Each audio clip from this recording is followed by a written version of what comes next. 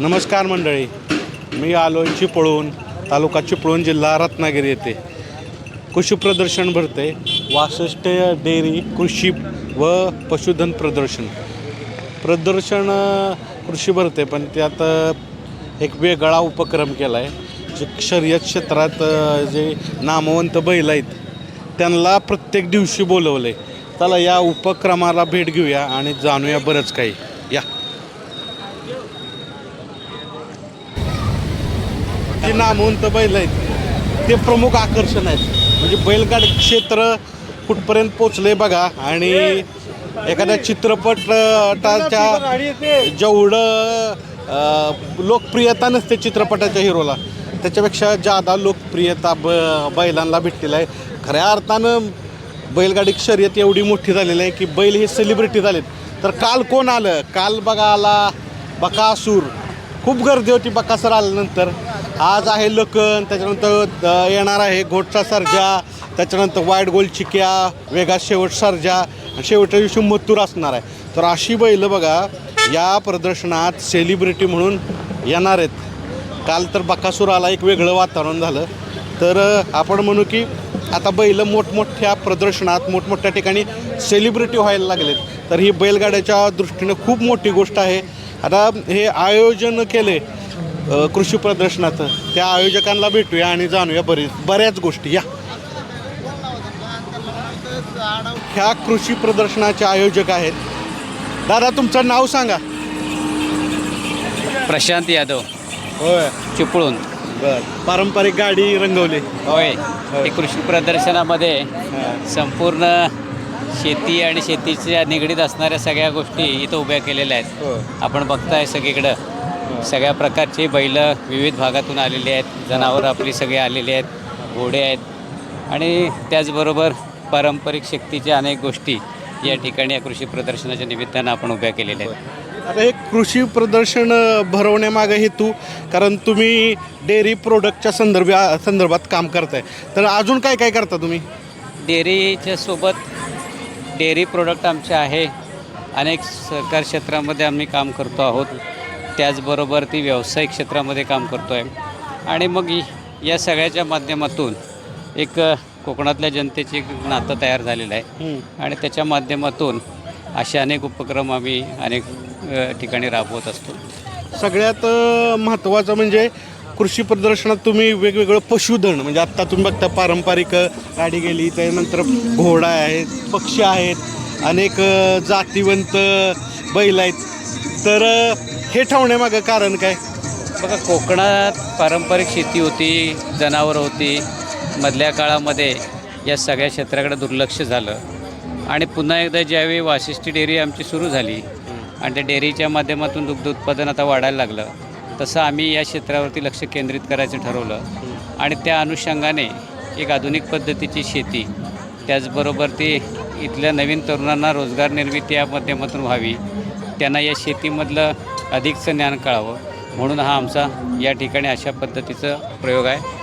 गेल्या 2 वर्ष या प्रयोगाच्या माध्यमातून प्रचंड आम्हाला रिस्पॉन्स मिळाला आणि त्या माध्यमातून या सगळ्या क्षेत्राकडे बघायचं कोकणवासियांचा दृष्टिकोन बदलतो आहे. हे आज आपल्याला इथं असलेल्या लोकांच्या उपस्थितीवर आपल्या लक्षात आलं असेल. तुम्ही 5 दिवशी वेगवेगळे बैल आणताय, तर त्याच्यामागं काय कारण होतं की पळणारी शर्यतीचे जे नामवंत बैल आहेत तेच आणावी म्हणून? बघा, या आता बैलगाडी शर्यतीच्या माध्यमातून अख्ख्या महाराष्ट्राची क्रेज जगामध्ये निर्माण झाली आणि तोच ट्रेन आता कोकणातल्या आमच्या तरुणाईकडे आलेला आहे.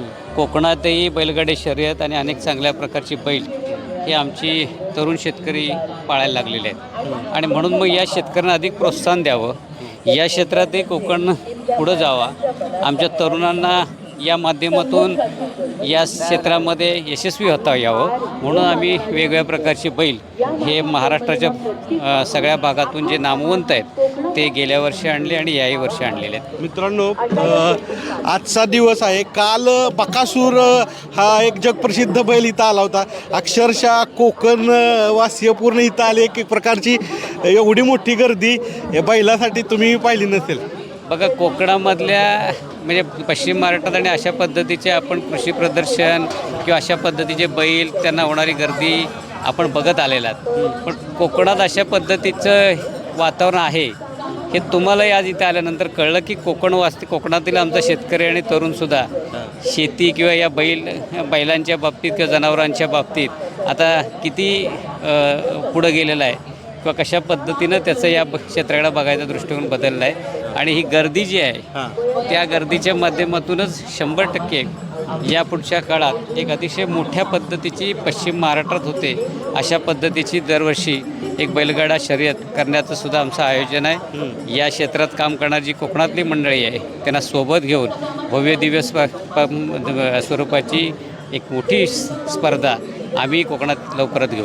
वा, इथल्या प्रेक्षकांनी बैलांची क्रेज बघितली कोकणवासियांनी, पण प्रत्यक्ष बैल पळताना बघावीत म्हणून तुम्ही मोठी घोषणा करताय की इथं एक मोठी स्पर्धा आयोजित करणार. हो, कारण आमच्या इथे पण आता गावागावातून बैलगाडी शर्यत व्हायला लागलेत. अनेक बैल आमची लोक पळायला लागलेत आणि मग दर्जेदार बैल आणि महाराष्ट्राच्या मातीमधल्या स्पर्धेमध्ये आमची बैलं त्या दृष्टीने जावीत हा या निमित्ताने या पुढच्या काळातला आमचा प्रयत्न असेल. मित्रांनो, आज कुठला बैल आणलाय तर आज आणलाय लखन, ज्या बैलानं फॉर्च्युनरपासून अनेक मैदानं गाजवली असा लखन.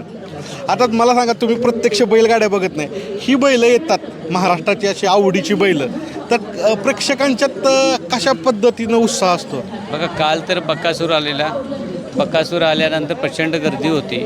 रस्तेसुद्धा आमच्या इथले जाम झाले होते. आजही सकाळपासून लखनला बघायला कोकणातल्या खेड्यापाड्यातून गाव वस्त्यावरून अनेक तरुण लोक सकाळपासून येत आहेत. आज दिवसभर लखनसाठी गर्दी आहे. निश्चितपणे या माध्यमातून आमच्या तरुणांमध्ये ही एक नवी क्रेज तयार झालेली आहे आणि त्याचा आणि ही बैलं बघितल्यानंतर आपल्याकडची बैलं तशी बनली पाहिजेत या दृष्टीने आमच्यात कोकणातले तरुण नक्की काम करतील. अजून काय प्रदर्शनात आहे? ही बैलं तर विशेष झाली, पण ह्याच्या व्यतिरिक्त अजून जसं सांगितलं की वेगवेगळ्या गोष्टी तुम्ही केल्यात, जुन्या नव्याचा संगम तुम्ही आणण्याचा प्रयत्न केला आहे. अजून काय काय काय सांगाल? जवळजवळ 4.5 एकरवरती हे प्रदर्शन उभं आहे.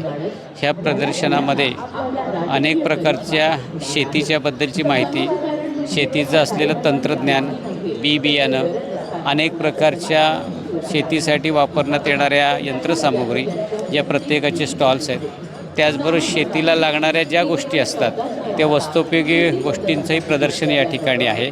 कोकण कृषी विद्यापीठ असेल किंवा रत्नागिरी कृषी विभाग असेल यांच्या माध्यमातून आधुनिक तंत्रज्ञानाचा AIचा वापर करून शेती ते कशी करायची याचे डेमो या ठिकाणी प्रत्यक्षात उभे केलेले आहेत. तशा पद्धतीचे छोटे छोटे प्लॉट करून शेती उभी केलेली आहे. आज कोकणामध्ये मनुष्यबळ कमी आहे.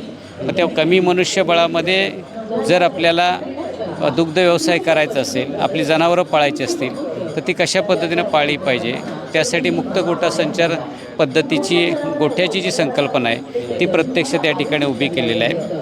कोकण एक निसर्गरम्य असं कोकणातलं वातावरण आहे. कोकणातली घरं वेगळ्या स्वरूपाची आहेत. अनेक पर्यटक आज देशाच्या कानाकोपऱ्यातून कोकणामध्ये येत आहेत. मग या सगळ्या पर्यटकांना आकर्षण करणारी जी आमची जुनी घरं होती की ज्या घरांच्या माध्यमातून इथली भौगोलिक परिस्थिती, तापमान याचा विचार करून ज्या पद्धतीची जुनी घरं, जांभ्याची, कौलांची घरं होती, ही घरं आम्ही प्रत्यक्षात या ठिकाणी अवतरलेल्या समोर बघितलं तर तशा पद्धतीचं घर आहे.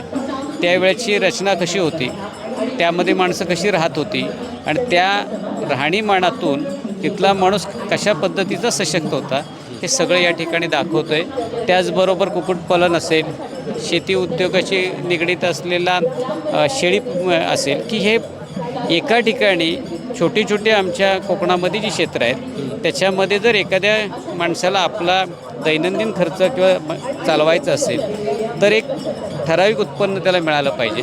मग ते उत्पन्न मिळवण्यासाठी त्यानं काय केलं पाहिजे आपल्या छोट्या जागेत, तर त्याचं प्रात्यक्षिक आम्ही दाखवलं आहे की तुम्ही मुक्त गोठा पद्धतीप्रमाणे जनावरं, त्या जनावरांमध्ये कोंबडी पालन, पशुपालन, बकरी पालन अशा पद्धतीच्या गोष्टी उभ्या करून आपल्याला सुद्धा या शेतीतून कसं या ठिकाणी कोकणामध्ये उभं राहता येईल हे सगळं या ठिकाणी दाखवण्याचा प्रयत्न केलेला आहे. त्याचबरोबर महाराष्ट्रातल्या सगळ्या प्रकारच्या म्हणजे बैलच नाहीत तर म्हैसी असतील, रेड्या असतील, चांगल्या प्रकारची वळू असतील, या सगळ्या प्रकारची जनावरं, घोडे असतील, हेही या सगळ्या प्रदर्शनामध्ये एक आकर्षक म्हणून लोकांसाठी ठेवलेले आहेत की जनावरं कशी पाळली जातात महाराष्ट्रामध्ये, कशा पद्धतीने या जनावरांवरती आपलं शेतकरी काम करतो आहे महाराष्ट्रातला, हे इथल्या शेतकऱ्यांनी बघावं. अशा पद्धतीचं सगळं या ठिकाणी उभं केलेलं आहे आणि हे नाविन्यपूर्ण आहे आणि कोकणातला सगळ्यात मोठा अशा पद्धतीचा कृषी महोत्सव आहे. कृषी महोत्सव खूप होतात, पण पळणारी बैल स्पेशली रोज तुम्ही इथल्या कोकणवासीयांना दाखवतात. एक वेगळी पर्वणी आहे. तर नक्की चांगला उपक्रम तुम्ही करताय. ह्यातून जे म्हणून आपण गोधन सांभाळणं आणि त्यातून एक उत्पन्नाची संधी, हा तुमचा हेतून निश्चित चांगल्या पद्धतीनं पूर्ण होईल. आता सगळ्यात महत्त्वाचं ह्यांची इरादा घेतो आणि आता पुढची बैलं कुठली येणार आहेत हे विचारूया. तर इथलेच एक आयोजन कमिटीतले आहेत. बरं, पुढची बैलं कोण कोण आहेत? काल बकासूर आला, आज लखन आला, नंतर आता कसं पुढचं नियोजन? उद्या महाराष्ट्राच्या आपल्या अपराजित जोडी घोटकरांचा सर्जा आणि चिक्या येणार आहेत आणि परवाच्या दिवशी जो आपला पूर्वीचा निंबाळकर सरांचा आणि आत्ता आपल्या ह्यांच्याकडे फलटणवाल्यांचा अभिजित भैयांचा सर्जा येणार आहे आणि 9 तारखेला महाराष्ट्राचा आणि राहुलभाईंचा लाडका मथुर येणार आहे. त्यामुळं एका प्रकारची उत्सुकता आहे, एक वेगळं वातावरण झालं आहे. आपल्या बैलगाडीतले एक समालोचक आहेत, नेहमी त्यांचा आवाज माईकवरून ऐकत असाल आणि हा उपक्रम काय सांगाल की पहिल्यांदा इथं सेलिब्रिटी आणणं? हे साहेबांचं 3रं वर्ष आहे, बरोबर का? 3ऱ्या वर्षात जे पहिल्या वर्षी सकाळी मॅडमनी तुम्हाला सांगितलं की थोडासा प्रतिसाद आम्हाला कमी भेटला होता, पण ह्या 2 वर्षात 3 दिवसाचे 5 दिवस झाले. का झाले तर प्रतिसाद वाढला म्हणून झाले. आणि बैलगाडी शर्यत हा खेळ शेतकऱ्याशी निगडीत आहे आणि पश्चिम महाराष्ट्रात जी बैलगाडी शर्यत होती तशीच बैलगाडी शर्यत रत्नागिरी जिल्ह्यात होत राहते. 3 फेऱ्याची इथं जिल्हास्तरीय राज्यस्तरीय अशी मैदानं होत राहतात. मग त्या मैदानात त्या स्पर्धेसाठी हा शेतकऱ्यांशी असणारा खेळ निगडीत, त्यामुळं कोकणवासियात ज्या महिला वर्ग आहे नाही का, प्रत्येकाला छंद आहे लाईव्ह बघण्याचा, पण महिलांना तिथपर्यंत पोचता येत नाही की हा नंदीबाबानं आता लखननं फॉर्च्युनर जिंकली, वाटतं ना प्रत्येकाला की मला हा बैल बघायला भेटावा. मग साहेबांच्या ह्या उपक्रमाच्या माध्यमातून हा बैल हिता आला आणि कोकणातल्या माता भगिनींना म्हणा किंवा जी लहान मुलं असतील, जी शाळेची हायस्कूलची कॉलेजची मुलं आहेत, त्यांना हा बैल बघायला भेटला की ह्याला कारण काय तर फक्त साहेबांचा हा कृषी महोत्सव. आणि सगळ्यात महत्त्वाचं म्हणजे जी स्टेजची रचना आहे ती खूप अशी म्हणजे एकदम सुसज्ज, एकदम चांगल्या पद्धतीनं केली. कसं असतं, वर्षाला नवीन नवीन रचना डोक्यात येत राहते आणि ही जी ह्या वर्षी केलेली जी रचना आहे म्हणजे नाही का, आपण स्टेज केलं आहे, त्याला आणायला जागा वेगळी किंवा साहेबांनी तर बॉन्सर ठेवलेत की जेणेकरून त्या बैलाला कुठला त्रास होऊ नये. शेवटी प्रेक्षक असतं, प्रत्येकाला इच्छा असते मला फोटो भेटावा, काय भेटावं. प्रेक्षकांना आवर घालण्यासाठी तर माणसं आहेत, बॉन्सर आहेत, सगळ्या गोष्टी सिस्टमॅटिक केलेत आणि साहेबांचं समोर मेन स्टेज आहे आणि त्याच्यासमोर हा बैल बांधला आहे. आणि आणि ही जी रचना आहे, समोर मेन स्टेज म्हणजे बैठक व्यवस्था, मागं हा बैल, म्हणजे हे कॉम्बिनेशन आहे, हे अगदी योग्य कॉम्बिनेशन आहे. त्यामुळे हे अगदी म्हणजे सेलिब्रिटीपेक्षा हे मोठं नियोजन आहे. सेलिब्रिटीला एकदम पुढं बसवलं जातं, पण एकदम स्टेजच्या पण एकदम समोर बैलांचं स्थान आहे. यातच एकदम आपण म्हणू की त्यांची काय मनोधारणा आहे हे लक्षात येतं. कसं असतं, हिथं बैल येणं ह्या महोत्सवाला हे खरोखर भाग्याचं काम आहे आणि नशिबाशिवाय हा योगायोग नाही. आज सगळ्यात मोठा योग बघा, छत्रपती संभाजीनगरचा बैल.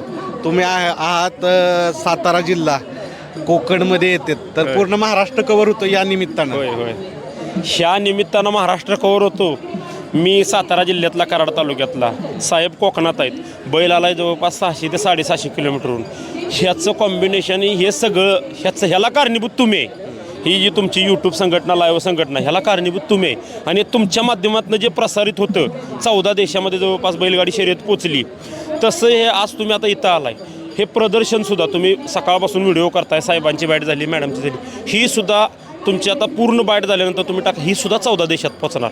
14 देशात सुद्धा कळणार की आपले ह्या महाराष्ट्रातले काही आमचे बंधू सेवेत आहेत, भारत मातेची सेवा करतायत, त्यांना सुद्धा बघायला भेटणार की कोकणात असा महोत्सव भरला होता आणि ह्या बाईटच्या माध्यमातून तो हा महोत्सव त्यांच्यापर्यंत पोहोचणार. मित्रांनो, बैलगाड्यातच असं एक शक्ती आहे, संबंध महाराष्ट्राला एकत्र ठेवण्याची जी खुबी आहे ती फक्त बैलगाड्यात आहे, बैलांच्यात आहेत. म्हणून बैलगाड्यावर प्रेम करा, बैलांवर प्रेम करा. धन्यवाद.